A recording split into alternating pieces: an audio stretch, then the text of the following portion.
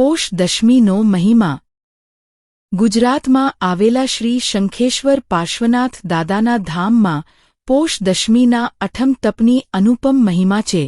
પોષ દશમીનું તપ ગુજરાતી પંચાંગ પ્રમાણે માગશર મહિને આવે છે, જ્યારે હિન્દી પંચાંગ પ્રમાણે પોષ મહિને આવે છે. વદ નોમ, દશમ અને 11 એમ 3 દિવસનું તપ હોય છે.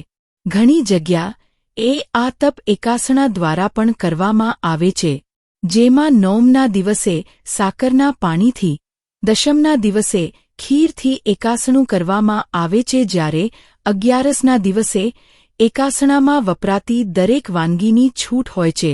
આ ત્રણે દિવસ ઓમ રીમ શ્રી પાર્શ્વનાથ અર્હતે નમઃની નવકારવાળી ગણવામાં આવે છે. તેમજ બને તેટલું સામાયિક પ્રતિક્રમણ વગેરે ધર્મ ધ્યાન કરવામાં આવે છે. ચાલો જાણીએ આ લાભદાયક પોષ દશમીની કહાની. ભગવાન મહાવીરસ્વામી કેવળ જ્ઞાન થયા પછી અનેક સ્થળોએ વિહાર કરતા કરતા એકવાર તે રાજગ્રહી નગરીમાં પધાર્યા. આ વાતની જાણ શ્રેણિક મહારાજાને થતાં ખૂબ જ ધૂમધામ અને હર્ષનાદ સાથે તે પ્રભુને વંદવા તેમના સંવસરણમાં પધાર્યા. પ્રભુએ પોતાની અમૃતવાણીથી અતિ ઉત્તમ દેશના આપી. પ્રભુની દેશનાને અંતે શ્રેણિક રાજાએ 2 હાથ જોડી વંદન કર્યા અને પૂછ્યું, હે પ્રભુ, આ પોષ માસની અંદર સૌથી ઉત્તમ દિવસ કયો છે? ત્યારે ભગવાન મહાવીરે જણાવ્યું કે આ પોષ મહિનાની દશમનો દિવસ સૌથી ઉત્તમ છે, કારણ કે આ દિવસ 23માં તીર્થંકર શ્રી પાર્શ્વનાથના જન્મ કલ્યાણકનો દિવસ છે. કલ્યાણકના દિવસો પર્વ તરીકે ગણાય છે. જ્યારે કોઈ તીર્થંકરનો જન્મ થાય ત્યારે 3 લોકમાં 2 ઘડી શાંતિ થાય છે અને ઘણા લોકો સમ્યકત્વ પામીને મોક્ષ પામે છે. આ રીતે ભગવાનના કલ્યાણકનો અપાર મહિમા સમજાવ્યો અને ત્યારબાદ તેણે પોષ દશમીનો મહિમા સમજાવતા સૂરદત્ત શેઠની વાર્તા કરી. ભગવાને કહ્યું, આ જંબુદ્વીપના ભરતક ક્ષેત્રમાં સુરેન્દ્રપુર નામનું નગર આવેલું હતું. તે નગરમાં નરસિંહ નામે રાજા રાજ્ય કરતા હતા. આ રાજાને ચતુર, પતિવ્રતા ગુણસુંદરી નામે રાણી હતા. તે જ નગરમાં સૂરદત્ત નામે એક શેઠ રહેતા હતા. તે શેઠને પતિવ્રતા શીલાદી ઉત્તમ ગુણવાળી શીલવતી નામની સ્ત્રી હતી. જો કે આ શેઠ કુબેર જેવા ઘણા ધનના સ્વામી હતા. તેથી રાજાએ તેમને નગ્ર શેઠની પદવી આપી હતી. પરંતુ સૂરદત્ત શેઠ મિથ્યાત્વી હતા અને અન્ય ધર્મ પાળતા હતા. તે જૈન ધર્મને જાણતા ન હતા. એકવાર સૂરદત્ત શેઠે 250 વહાણો 4 પ્રકારના કરિયાણાથી ભરીને મુનિમ અને નોકરોની સાથે રત્નદ્વીપે મોકલ્યા. તેઓએ ત્યાં જઈને માલ વેચી ઘણો નફો મેળવ્યો.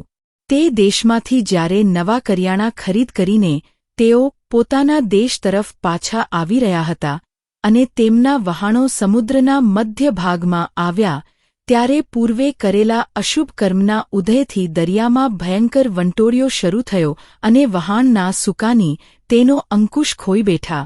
પ્રચંડ પવનના વેગથી તે વહાણો સ્વદેશ આવવાને બદલે કાલકૂટ નામના દ્વીપ તરફ ખેંચાઈ ગયા.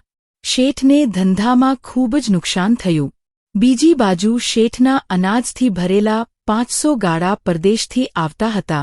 તે ગાડા પણ રસ્તામાં ભીલ લોકોએ ધાડ પાડીને લૂંટી લીધાને શેઠને ભારે નુકસાની સહન કરવી પડી. આ બાજુ વહાણો દરિયાના તોફાનમાં ફસાયા અને બીજી બાજુ ગાડા પણ રસ્તામાં લૂંટાવાથી શેઠનો ધંધો સંપૂર્ણ પડી ભાંગ્યો. ત્યારે શેઠે સંગ્રહ કરેલા સોનૈયા જમીનમાંથી કાઢવાનું વિચાર્યું. શેઠે ઘરના સોનૈયા દાટેલા ઓરડામાં ગયા અને સોનૈયા કાઢવા માટે જમીન ખોદી. શેઠે જમીનમાં 11 કરોડ સોનૈયા દાટેલા હતા. તે બધા સર્પ, વીછી અને કોલસા રૂપે થઈ ગયા. શેઠ તો આ જોઈને આશ્ચર્યમાં પડી ગયા અને ખૂબ જ દુઃખી થયા. જ્યારે કર્મનો ઉદય શરૂ થાય છે અને ઉપાધિઓ આવે છે, ત્યારે એક સામટી અને ચારે બાજુથી આવે છે. એ પ્રમાણે બધું ધન નાશ પામવાથી શેઠ ગરીબ થયા. શેઠની પદવી પણ ચાલી ગઈ. લોકોમાંથી સન્માન ચાલ્યું ગયું. બધા તેમને નિર્ધનિયા શબ્દથી સંબોધવા લાગ્યા. આ સ્વાર્થપૂર્ણ દુનિયામાં ગરીબ માણસનો કોઈ સત્કાર કરતું નથી. માટે ધન હોય ત્યાં સુધી જ સૌ કોઈ માન સન્માન આપે છે. નિર્ધન થયેલા શેઠ દુઃખમાં દહાડા કાઢે છે. તેવામાં એક વખતે નગરમાં શ્રી દેવેન્દ્ર સુરીજી નામના જૈનાચાર્ય પધાર્યા. ગુરુ પધાર્યાની જાણ થતાં નગરના લોકો ગુરુને વંદન કરવા આવ્યા. તેમની સાથે નિર્ધન થયેલા સૂરદત્ત શેઠ પણ આવ્યા. તે વખતે સુરીજીએ ધર્મનું મહત્વ સમજાવતા ઉપદેશ આપ્યો. તેને ઉપદેશમાં કહ્યું, હે ભવ્ય જીવો, આ અસાર સંસારમાં એક ધર્મ જ સાર અને કલ્યાણકારી છે. ધર્મથી સઘળા મંગળસુખની પરંપરા મળે છે. ધર્મથી સઘળી સંપત્તિઓ મળે છે. ધર્મથી નિર્મળ યશ મળે છે. પોતાનું અને આત્માનું કલ્યાણ ઇચ્છનાર વ્યક્તિ માટે ધર્મ જ સર્વસ્વ છે. ત્યારબાદ ગુરુએ 9 તત્વોની વાત કરી.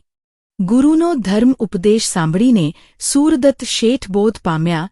તેથી જીવ અજીવ વગેરે 9 તત્વોની સમજણપૂર્વક શેઠ સમકિત રૂપ ધર્મરત્નને પામ્યા.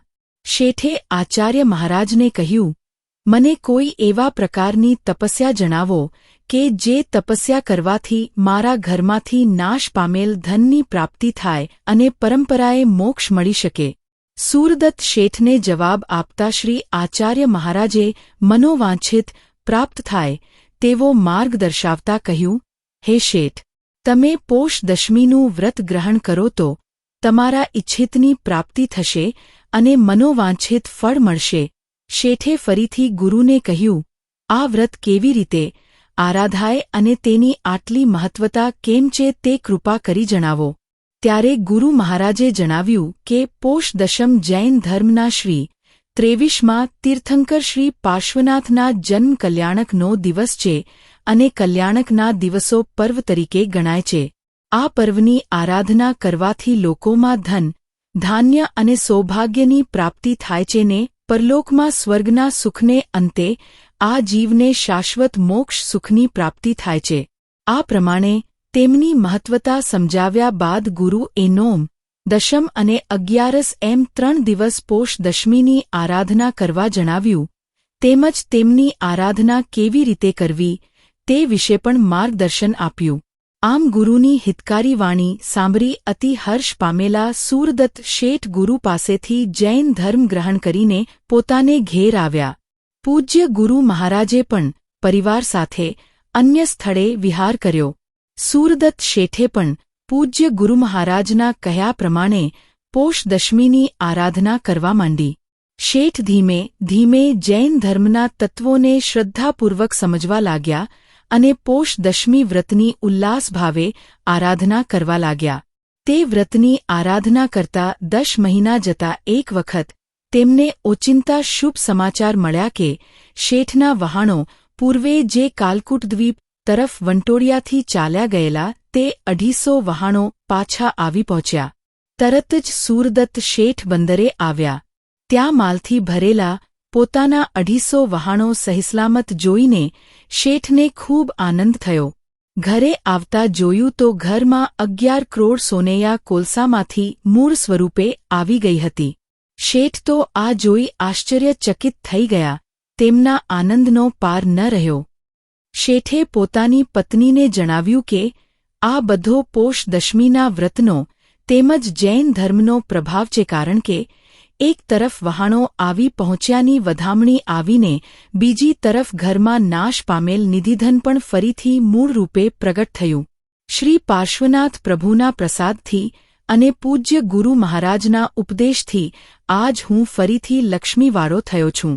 ત્યાર પછી શેઠે શ્રી પાર્શ્વનાથ પ્રભુના દેરાસરમાં પૂજા મહોત્સવ ઉજવ્યો.